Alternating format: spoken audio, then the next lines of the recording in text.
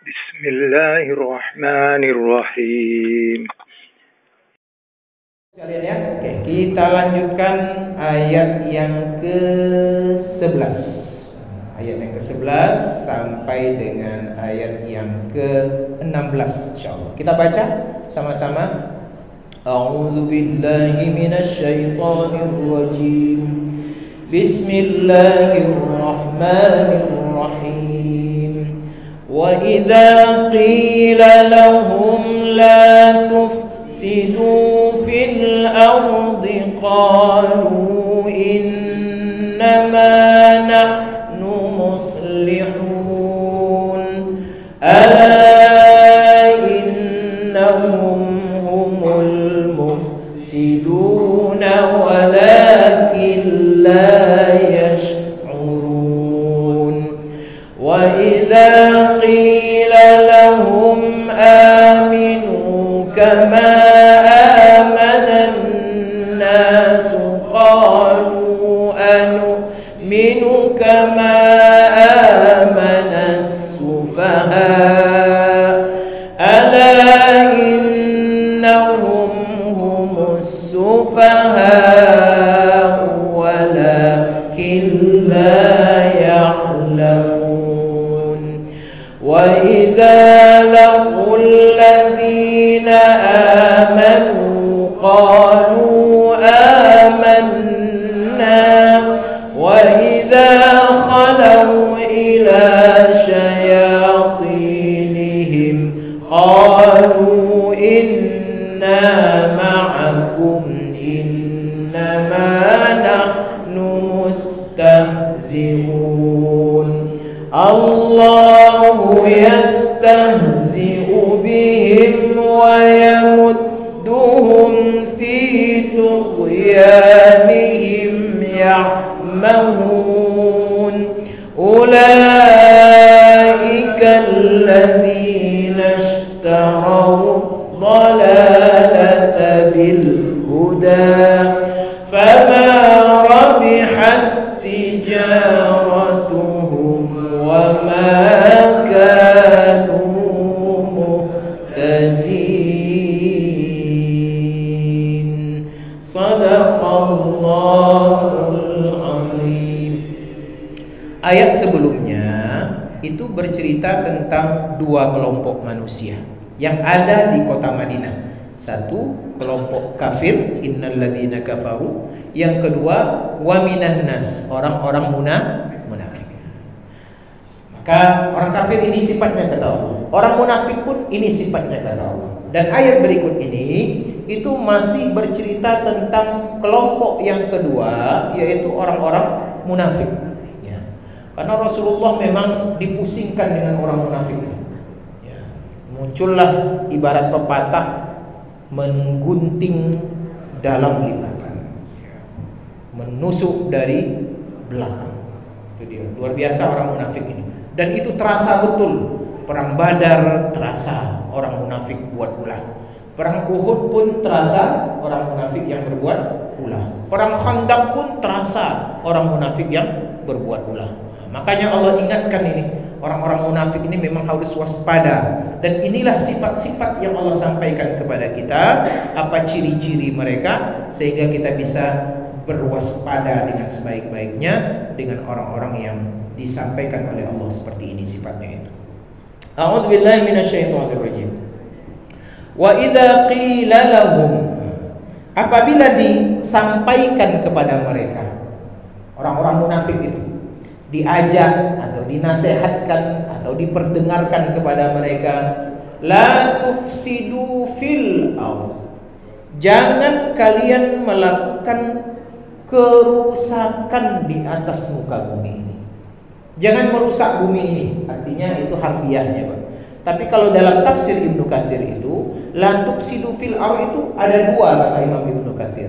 Pertama, jangan lakukan kekufuran dalam bentuk apapun kepada Allah. Karena kekufuran itu bagian daripada kerusakan yang akan menyebabkan rusaknya bumi ini. Setidak-tidaknya rusak pribadi orang. Kalau orang rusak, nanti rusak relasinya dengan orang lain. Kalau dia dalam keluarga, rusaklah keluarga. Kalau dia dalam negara, rusaklah negara. Itu kekufuran dalam bentuk apapun, jangan kafir. Itu makna la tufsidu fil ardh. Yang kedua, kata Imam Ibnu Katsir, al-maksiyah. Jadi dengan melakukan kemaksiatan dalam bentuk apapun, maka itu bagian daripada membuat kerusakan. Oh, ini tentu lebih menjurus lagi dia. Maling kamu, kamu merusak bumi. Korupsi kamu merusak bumi. Merampok kamu merusak bumi. Lakukan ini, kamu merusak bumi. Jadi tidak boleh kerusakan itu dilakukan dalam bentuk apapun. Kalau kita kembangkan hari ini Bapak Ibu yang dirahmati Allah, salah satu bentuk kerusakan yang ada di muka bumi ini, rusaknya alam ini. Ya kan? Sehingga Allah ingatkan itu, zaharal fasadu fil barri wal bahri bima kasabat aydin nas. Nampak kata Allah, nyata kata Allah, kerusakan di atas muka bumi ini, baik itu di darat, fil barri wal bahri, maupun di lautan. Rusak. Sekarang katanya ada sepenggal tanah surga yang turun di Papua, namanya Raja Ampat. Datanglah kemudian orang yang membuat tambang, entah siapa pemiliknya, ya kan? Tiba-tiba muncul, dia bawa alat-alat berat, dia gali, dia rusak hutan, dia gali gunung-gunung itu, sehingga akhirnya tercemar. Itu nampak kerusakannya. Dua kerusakannya itu, buminya hancur, lautnya pun kena tercemar Pak. Kalau hancur buminya, isinya habis. Katanya tidak dijual nikelnya, rupanya keluar juga dia 3 tahun itu Pak. 4,1 juta ton kali sekian puluh ribu 1 ton, bertriliun-triliun. Mana KPK? Lolok. Tidur dia Pak. Tidur, tidak ada, diam-diam aja. Tidak tahu kita berapa yang menerima itu. Mana catatannya? Jangan-jangan catatannya sudah disobek, seperti disobeknya buku merah, yang di dalamnya ada nama Tito Karnavian. Nah, itulah kekuasaan itu kalau dipegang oleh orang-orang yang tidak amanah. Maka Allah larang, jangan lakukan kerusakan itu. Karena nanti kalau kerusakan itu terjadi, apa yang akan merasakannya? Siapa yang merasakan? Liyudhiqahum ba'dalladzi 'amilu. Yang akan merasakan itu orang yang ada di tempat kerusakan itu. Banjir bandang Bali kemarin, banjir bandang Pak. Oh, ternyata udah habis hutan di atas itu. Lampung banjir bandang, ternyata sudah habis hutannya. Riau ini hati-hati Pak. Ya, Riau kita ini hati-hati, yang banyak sawit hari ini, yang hutannya sudah mulai hilang. Oh, masih ada cagar budaya Taman Nasional Pesonilo, tinggal 10% lagi. 90%-nya sudah dikapting-kapting jadi lahan sawit. Kita yang akan merasakan nanti. Maka hujan sebentar saja di Pekanbaru ini ada banjir. Mana yang banjir saya terlambat tadi Pak, itu di jalan apa itu? Ke UIN sana tuh, namanya Tabek Gadang ya. Namanya Tobek Godang. Belanda melimpah air di situ kan. Buang sampahnya di situ juga lagi. Udah pariknya kecil pula lagi, sampahnya di situ, ditimbun pula di atasnya dengan orang-orang berjualan. Selesailah sudah. Ya.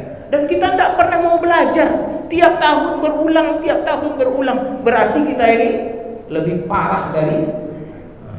Tidak saya nyampaikan dulu. Sampaikan ke Pak Agung Nugroho. Oke. La tufsidu fil ardh, itu dalam makna yang luas. Tapi kalau kita ambil makna yang kecil tadi, jangan lakukan kekufuran, jangan lakukan kemaksiatan. Maka ketika orang munafik tadi mendengarkan larangan itu, apa kata mereka? Qalu innama nahnu muslihun. Kami tidak seperti yang kalian tuduhkan merusak. Kami tidak kufur, kami tidak berbuat kemaksiatan, kami tidak rusak alam semesta ini. Tidak merasa dia Pak. Tapi bukti sudah nampak. Yang real itu sudah nampak, tapi mulut mereka mencoba terus-menerus untuk menolak anggapan tadi. Ditambah lagi buzzer yang dikerahkan. Satu berita 100 juta. Wah, dibuatlah ini untuk negara, ini untuk rakyat, ini tidak merusak alam, ini dibuatlah direkayasa segala macamnya. Kemudian mereka mengatakan, kami adalah orang yang membuat kebaikan, bukan orang yang melakukan kerusakan. Akhirnya terpengaruhlah rakyat Bapak Ibu. Terpengaruh masyarakat akibat buzzer itu. Hati-hati betul. Mereka tanpa sadar, lambat laun sedikit demi sedikit sedang berjalan menuju kehancuran alam yang pasti akan merugikan mereka dan anak cucu mereka. Maka Allah tegaskan, apa yang mereka sampaikan itu hanya manis di bibir saja, hanya menanam tebu di bibir. Manis ucapan mereka. Orang munafik itu manis-manis ucapannya, Pak. Tapi realitasnya enggak. Maka Allah tegaskan, ala innahum humul mufsidun. Sekali-kali tidak, kata Allah. Yang mereka sampaikan itu bohong semua, itu dusta, itu semuanya dibumbui, gambarnya direkayasa, orang-orang di sekitarnya itu sudah disogok agar mereka tutup mulut, dikasih bansos, kasih ini, kasih ini. Sesungguhnya mereka itu, kata Allah, humul mufsidun. Mereka itu yang merusak alam itu. Mereka itulah yang melakukan kemaksiatan itu. Mereka itulah yang merampok itu. Mereka itulah yang kufur itu. Walakin la yash'urun. Tapi mereka tidak merasa. Ini bahayanya, Pak. Maka merasa itu penting. Sal dhamirak, kata Rasulullah. Sebelum kita melakukan sesuatu atau sesudah kita melakukan sesuatu, tanya hati kita, apakah perbuatan kita itu membangun atau merusak, merugikan orang lain atau menguntungkan orang lain. Kalau merugikan orang lain, stop. Kalau rugi orang lain, rugi bangsa ini yang dikayakan oligarki, kemudian yang susah tuh rakyat, stop. Jangan lanjutkan. Hati kita tuh pasti nggak berbohong loh, Pak. Ya, namanya domir. Ya kan, domir itu nggak bisa dia. Itu ada the God spot, ada titik ketuhanan, kata orang psikologi itu dalam hati kita itu yang memang dia jujur, bersih, lurus dia. Ya kalau kita sendiri menenung, ya saya salah rupanya. Oh, tapi nanti pembisik itu, Pak. Ya kan? Datang pula bini lagi kan. Datang pula bawahan lagi, datang pula kawan lagi, datang pula konco lagi. Akhirnya hilang domir tadi itu. Yang ada adalah pragmatisme, ajimun, yang ada hedonisme. Pokoknya nikmati selagi berpuasa. Apa yang terjadi jangan fikirkan. Yang penting kumpulkan banyak-banyak. Alhaakumut takatsur. Sebelum mati kumpulkan banyak-banyak. Itu kesempatan ya. Walakin la yashkur. Mereka tidak merasa. Kemudian ditambah lagi, berarti ada yang menyampaikan ini. Maka dakwah itu penting agar sampai pesan itu. Perkara diterima atau tidak itu bukan urusan kita. Yang penting pesan-pesan Allah untuk ya'muruna bil ma'ruf wa yanhauna 'anil munkar sudah dilakukan. Perkara mereka terima, mereka tolak, itu urusan lain. Tanggung jawab kita adalah wal takum minkum ummatun yad'una ilal khairi wa ya'muruna bil ma'ruf. Ya itulah tugas ulama, Bapak Ibu. Tidak bisa dipaksa, Pak. Innaka la tahdi man ahbabta walakin Allah yahdi man yasha. Disampaikan lagi kepada orang munafik tadi itu. Aminu kama amanan nas. Siapa namanya? Abdullah bin Ubay bin Salul dan kawan-kawan kalian, berimanlah kalian seperti berimannya An-Nas, manusia. Siapa manusia di sini? Manusia di sini itu maknanya adalah para sahabat-sahabat Rasul. Ini menunjukkan imannya sahabat-sahabat itu iman yang benar. Makanya Allah memuji di sini. Kalau ingin standar iman yang benar, yang terukur, yang akan menyampaikan kita ke surga, berimanlah seperti imannya para sahabat. Tengoklah macam apa Abu Bakar beriman. Bacalah bagaimana Umar beriman. Utsman, Ali, Talha, Zubair, Abdurrahman bin Auf. Seperti apa mereka beriman? Itu standar iman yang disebutkan oleh Allah di sini. Jadi ketika orang munafik itu diajak, tinggalkan sifat kemunafikan kalian, sadarlah kalian dan berimanlah seperti berimannya para sahabat Nabi. Apa yang mereka jawab? Qalu, mereka berkata, anu'minu, apakah kami? Qalu anu'minu, apakah kami akan beriman? Kama amanas sufaha, seperti orang-orang bodoh yang beriman. Coba bayangkan, Allah sudah tunjukkan tipe iman yang baik, yang sempurna, tapi mereka tuduh para sahabat itu seperti orang bodoh, sufaha. Jadi sufaha itu jamak dari safihun. Safihun itu orang bodoh satu, safihani orang bodoh dua, sufaha orang bodoh yang ramai, banyak. Maka mereka kecilkan imannya para sahabat. Mereka anggap sahabat itu orang-orang bodoh. Ya. Apa makna bodoh itu? Bodoh ya, bodoh lah. Bahasa Inggrisnya bongak. Ya. Lemah pendapatnya, alasan berimannya lemah. Oh, padahal mereka, masya Allah, alasan berimannya luar biasa. Mereka tinggalkan patung yang tak bisa memberikan pengaruh apa-apa. Mereka sembah Allah Subhanahu wa ta'ala. Mereka tinggalkan adab-adab jahiliyah yang memang tidak punya struktur akhlak yang mulia. Kemudian mereka tiru akhlaknya Rasulullah Sallallahu Alaihi Wasallam. Dahsyat imannya. Kemudian sedikit pengetahuannya tentang hal-hal yang berkaitan dengan kemaslahatan. Mereka tuduh para sahabat itu tidak tahu kemaslahatan. Mana pula, Pak? Sahabat itu sangat tahu dengan kemaslahatan. Mana yang benar mereka ikuti, mana yang salah mereka tinggalkan. Jadi itu tuduhannya kepada para sahabat-sahabat Rasulullah Sallallahu Alaihi Wasallam. Maka Allah pun membela para sahabat. Apa kata Allah? Ala innahum humus sufaha. Bukan sahabat Nabi itu yang bodoh. Mereka itu orang-orang hebat. Mereka itu khairul qurun, masa keemasan yang paling baik.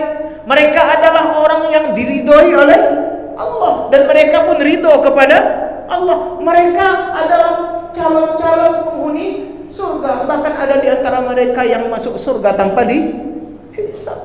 Bahkan ada yang waktu hidupnya sudah dijamin oleh Nabi masuk surga. Mereka luar biasa, kata Allah. Maka siapa yang sufaha itu? Siapa yang bodoh? Ala inna. Allah tegaskan menggunakan kata-kata inna, Pak. Ini menunjukkan keseriusan Allah membela orang-orang yang beriman. Sesungguhnya bukan para sahabat Nabi itu yang bodoh, tapi yang bodoh itu adalah mereka, orang-orang munafik. Bodoh mereka itu. Dikasih jalan lurus, dikasih keikhlasan, dikasih contoh teladan, dikasih surga, mereka pilih yang lain. Siapa yang bodoh? Yang bodoh adalah mereka. Sudah nampak kemukjizatan di depan mata mereka. Ya, mukjizatan dari Rasulullah. Kemukjizat, kemudian mungkin karamah-karamah para sahabat. Ada sahabat yang tak lupa-lupa, ada sahabat yang jago di dalam berperang, ada sahabat yang tak miskin-miskin seperti Abdurrahman bin Auf. Itu kan karamah. Abdurrahman tuh minta miskin tapi tidak miskin-miskin, kaya terus dia. Awak minta kaya, miskin terus, Pak. Itu dia. Sudah ditampakkan oleh Allah, bagaimana Quran sudah diperlihatkan semua mukjizat, karamah, kehebatan Rasulullah, kemudian bukti kemenangan demi kemenangan. Tidak juga mereka terbuka hatinya. Maka mereka itulah, kata Allah, sesungguhnya orang-orang yang bodoh. Walakin la ya'lamun, tapi mereka tak tahu dengan posisinya. Jadi yang paling parah itu apa? Orang bodoh tapi tak tahu dia. Maka tahulah posisi kita. Dalam keadaan apa kita, di mana kita, apa yang kita kerjakan, harus sadar kita. Kalau kita kurang, kita naikkan derajat kita. Kalau kita lemah, kita perkuat. Kalau kita kurang zikir, banyak-banyak zikir. Kalau kurang salawat, banyak-banyak salawat. Kalau kurang ibadah, banyak-banyak ibadah. Kalau kurang persiapan menjelang nanti, banyak-banyaklah persiapan. menjelang mati. Nah, itu orangnya sadar, itu yang luar biasa. Jangan sampai walakin la yashurun, jangan sampai pula walakin la ya'lamun. Kemudian, sifat mereka lagi orang munafik itu, wa idza laqul ladzina amanu. Nah, ini dia mukanya dua, Pak. Bermuka dua kata orang. Depan ada mukanya, belakang ada mukanya juga. Wa idza laqul ladzina amanu, kalau mereka berjumpa dengan orang-orang beriman, berinteraksi dengan orang-orang beriman, maka mereka secara tegas mengatakan qalu amanna, kami beriman. Datang mereka ke orang beriman tuh untuk apa? Kasih zakat dong. Kami orang beriman nih loh. Ya, orang beriman pasti kalau miskin dapat zakat. Nampak pula ghanimah. Wah, mereka pun dekat-dekat dengan orang beriman. Kami dapat jatah ghanimah ya.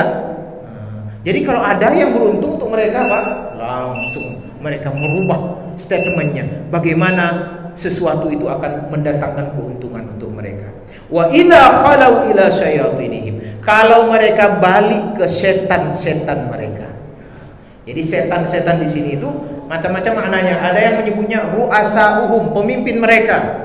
Ada yang mengatakan kubarauhum, pembesar-pembesar mereka. Ada yang mengatakan al-musyrikin wal munafiqin, orang-orang musyrik dan orang-orang munafik yang sekawan dengan mereka. Ada juga yang mengatakan al-yahud. Ternyata orang munafik ini yang menyuruh mereka jadi munafik itu, ada yang mengatakan itu orang Yahudi. Maka ketika mereka kembali kepada kawan-kawan mereka itu, orang kafir, orang munafik, orang Yahudi, orang musyrik, ya, maka apa kata mereka? Inna ma'akum, kami dengan kalian, kami mendukung kalian, kami senasib dengan kalian, kita bestie ya. Jadi bestie itu kawan-kawan orang munafik kata Rasulullah bisa jadi dari kalangan manusia. Jadi suatu ketika siapa nih? Ada Abu Dzar bertanya kepada Rasulullah, "Ya Rasulullah, Nabi pernah berkata, na'udzubillahi min syayatinil insi wal jin." Kami berlindung kepada Allah dari setan-setan dari kalangan jin dan kalangan manusia. Maka bertanyalah Abu Dzar tadi, "Ya Rasulullah, walil insani syayatin?" Apakah manusia bisa jadi setan? Maka Nabi mengatakan, "Na'am, manusia bisa jadi setan." Maka ila syayatinihim itu bukan setan yang tak tampak, Pak. Ila syayatinihim itu setan manusia yang sama pemikirannya dengan mereka, yang sama jahatnya dengan mereka, yang sama kufurnya dengan mereka, dan mereka berkata, "Kami bersama mereka, bersama kalian, innama nahnu mustahzi'un." Kami datang ke orang beriman itu, yang beriman kepada Rasul itu, hanya untuk mengolok-olok mereka. Tidak serius kami itu, ya. Walaupun kami hanya nyebut di bibir muji mereka, kami beriman, hati kami tetap menolak mereka. Tak ada persaudaraan dengan mereka. Disitulah buruknya sifat kemunafikan. Idza haddatsa kadzaba, kalau dia berbicara dia berdusta. Wa idza wa'ada akhlafa, kalau berjanji dia mengingkari. Wa idza tumina khana, kalau dia diberikan amanah dia berkhianat. Insyaallah kita lanjutkan minggu depan. Hadanallahu wa iyyakum ajmain. Wabillahi taufiq wal hidayah. Assalamualaikum warahmatullahi wabarakatuh.